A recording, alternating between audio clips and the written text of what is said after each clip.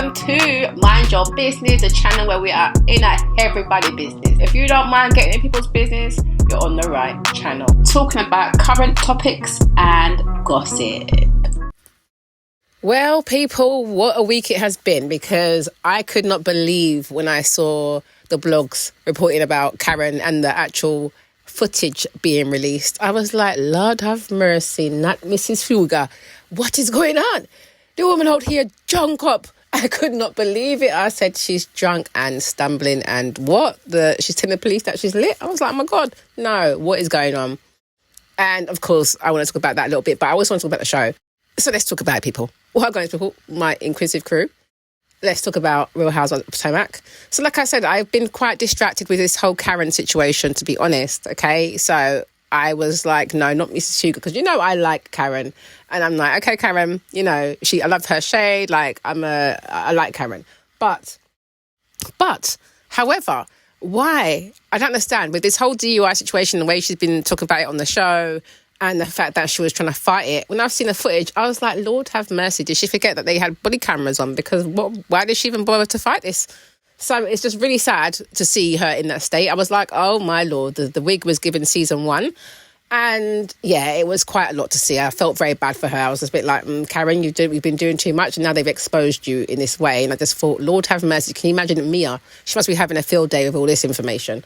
But she has been charged with DUI and she could face up to 2 years. And I just, send prayers for her, because I hope she gets like a suspended situation and she gets to, just be at home and doesn't have to go to prison. But yeah, we'll see. Apparently sentence is in January, so I'll be keeping an eye on that. But that did surprise me for sure. So I've been rather distracted by that whole situation and just seeing her trend, just like, oh my Lord, oh wow, anyway.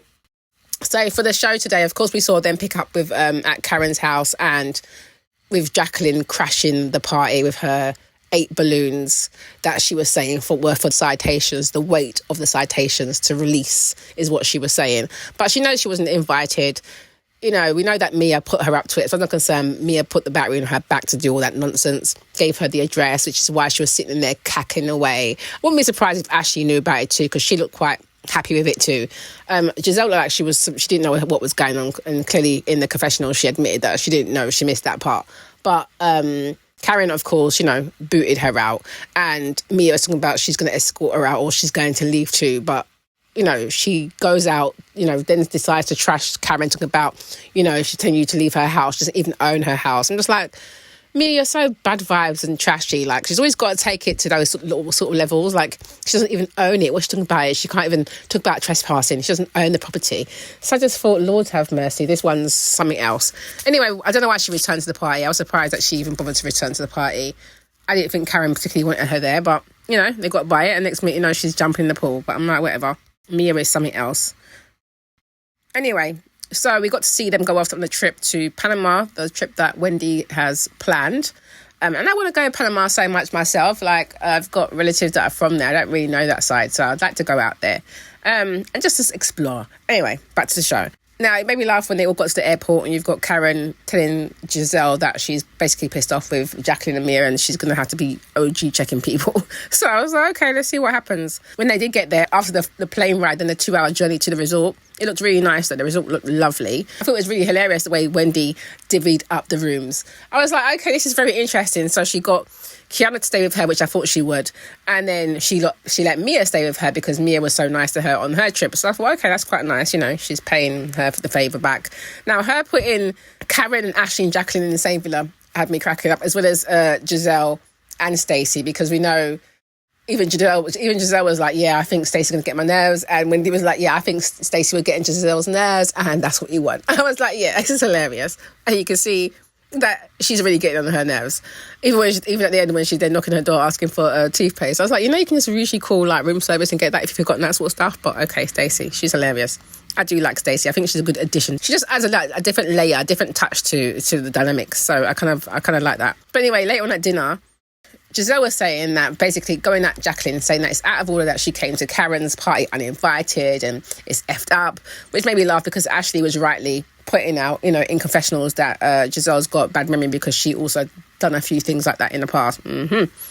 But anyway, Jacqueline's trying to say, well, she didn't come with any bad intentions. It was all good intentions, and it was all about the weight and positive vibes. And Karen let her know, yeah, your intentions, it wasn't received. Yeah, it really wasn't received. But then Karen took it too far for me by saying that she wants to press charges against Jacqueline for trespassing. And I'm just like, you're doing too much, babe. Because at that point when you were filming, you had your own blasted charges going on. So you should be staying far, far away from the courts.